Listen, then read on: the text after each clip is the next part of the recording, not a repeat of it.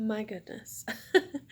So it is the end of day 7. I have not recorded anything today. Um, yeah, but it's because I've been reading all day long.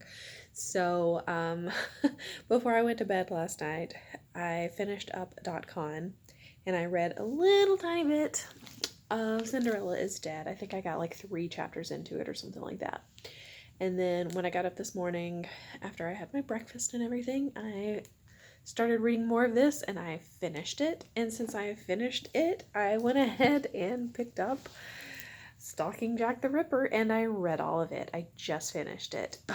It was really good too. I mean, they were both good. I've liked every single book that I read this week. I don't rate books, but I would not rate any of them less than 3 stars. So yeah, this one is the first book in a series, and I'm definitely planning on getting the other books in the series. I saw that the library has the next 2, so once I return all of these books that I've read and all the other ones that I have to read, I'll probably go ahead and pick up the next book in this series and the next book in the Charlene Harris series, the one that I read yesterday. So yeah, I did so much reading. I am really tired. I haven't edited the day 6 stuff, so I need to do that before I go to bed, and then I'll do day 7 stuff, which is this video, of course.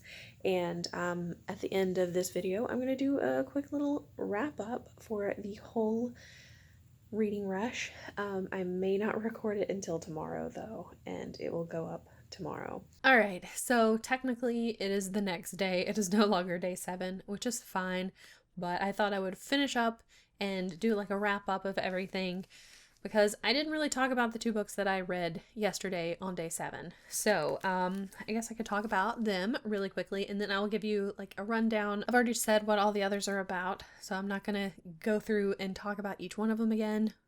If you want to learn about them, just watch the other videos.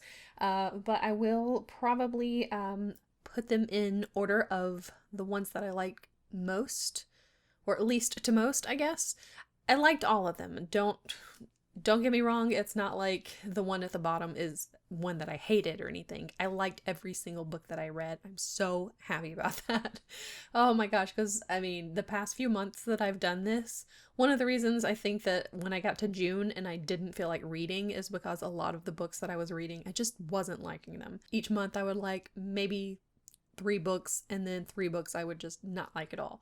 But I did 7. I liked every single one of them.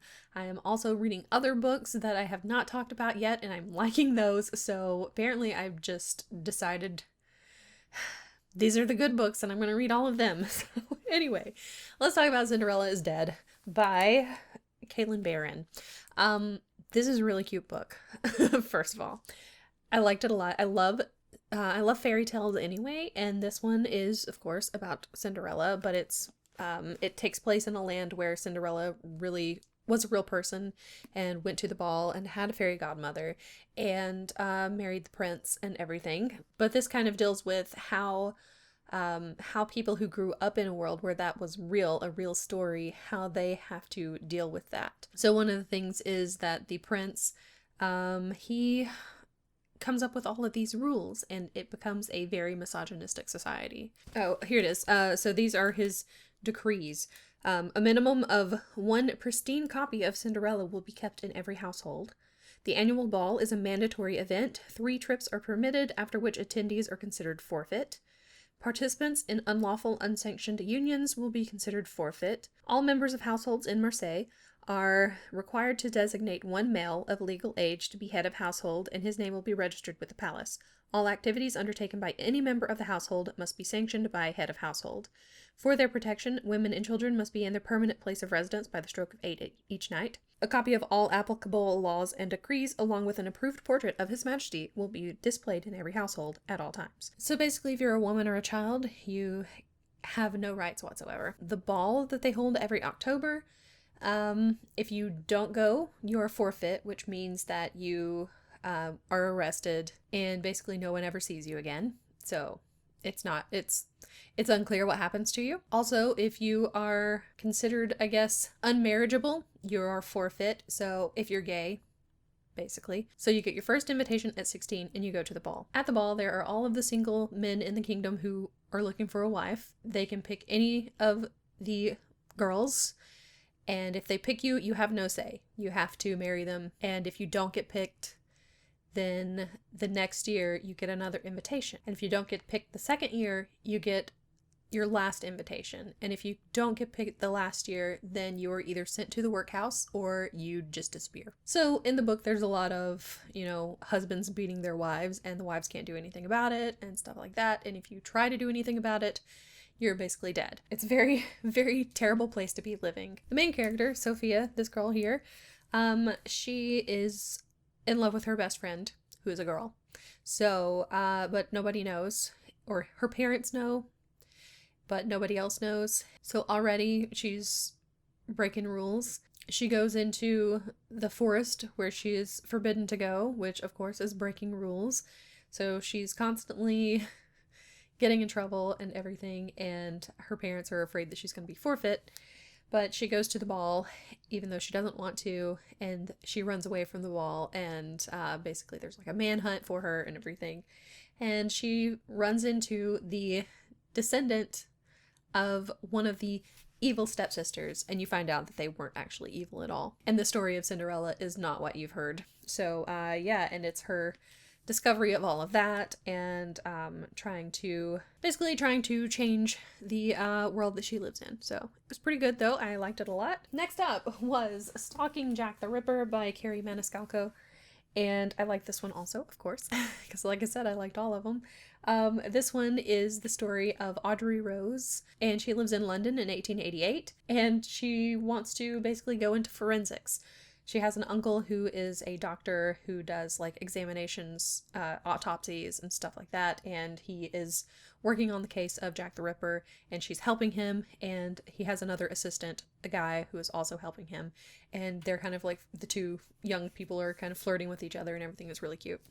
So yeah, it's got a lot of stuff about the Jack the Ripper killings and everything, and she's trying to solve the case. And since this is historical fiction, she does solve the case, but I won't tell you who it is. I did figure out who it was, though, so I did better than I do with some of the Agatha Christie stuff. But yeah, that is the first one in the series. The second one has something to do with Dracula. The third one is Houdini. It's like takes place on like an ocean liner or something, and someone is trying to kill Houdini, and she has to figure out who it is. And then the last one, the fourth one in the series, takes place in Chicago at the Columbian Exhibition, where H.H. Holmes is going around killing people. Yeah, I'll definitely be picking up the other ones in the series. Plus, I really like the main character and her love interest. They were really cute. So those were the 2 books that I read on day 7. Now, I had 7 books, so I'm going to look at these really quickly, and I'm going to put them in order of how I liked them least to most. Alright, so number 7 is Eat, Pray, Love. I liked it, like I said. It was just not my favorite of the bunch. It was my least favorite of the bunch, but I would still recommend it to people. It was really cute.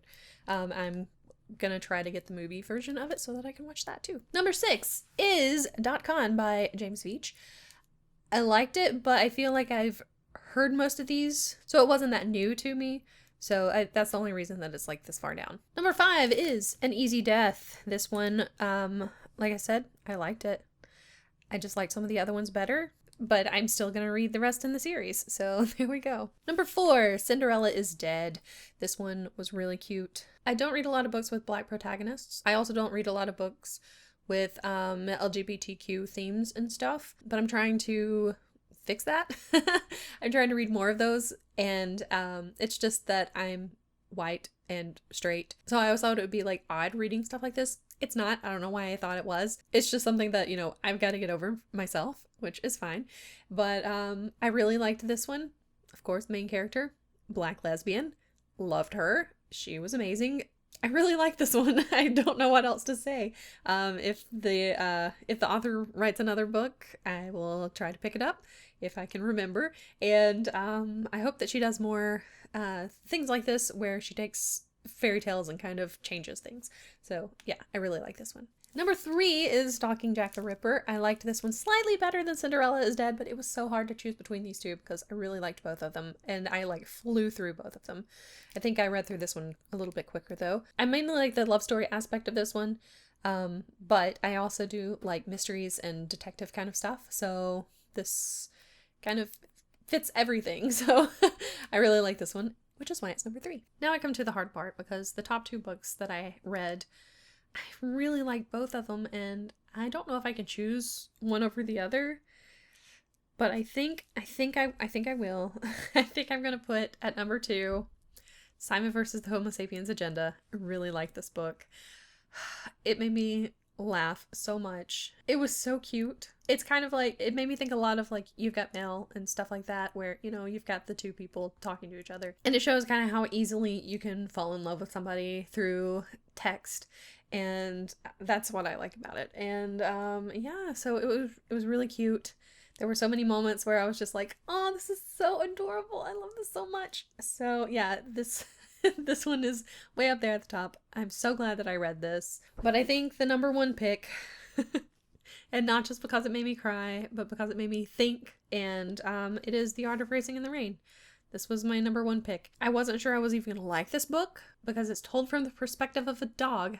How many books are like that? I'm sure there are other books, probably like A Dog's Purpose. I'm sure that's probably from the perspective of a dog. I don't know what it was about this, but I just really liked it. I loved the main character, but I mean, he is a dog, so what do you expect? I like the other characters. I like the story, the plot. I'm really glad that I read this one. So yeah, this is gonna be my number 1. But it's so hard to choose because there were so many good books that I read. I would definitely recommend every single one of these books. I liked them all, and I don't know what else to say about it. So yeah, those are the books that I read during the reading rush. I really enjoyed myself. I did not expect to read 7 books, that's for sure. I somehow made it through 7. I only had 4 from my TBR. If it's around next year, I'll probably participate again. I don't know if there are any other reading rush kind of things, readathon kind of things. I'm sure there are. I think there are some like every month, but I can't do this every month. I can't do this every week. I feel like I neglected a lot of stuff by just sitting and reading. But I'm not going to stop reading, I can tell you that right now, because I have already started a new book. I've got another book that I'm halfway through. I've got another book that is waiting, and then of course I grabbed those books from the library that you saw in one of the previous videos. So I still have plenty of things to read, and I'll do a quick little wrap up of everything else that I read, but not this stuff. Probably on Saturday, maybe, if I can remember. Yeah, I think that the reading rush did what it was supposed to do, which is to get me back into a reading mood. It did. I hope that I didn't bother too many people by having lots and lots of videos this week. If so, well, I'm sorry, but I'm also not sorry. Anyway, that is it for the reading rush. Now I can rest. See you next time.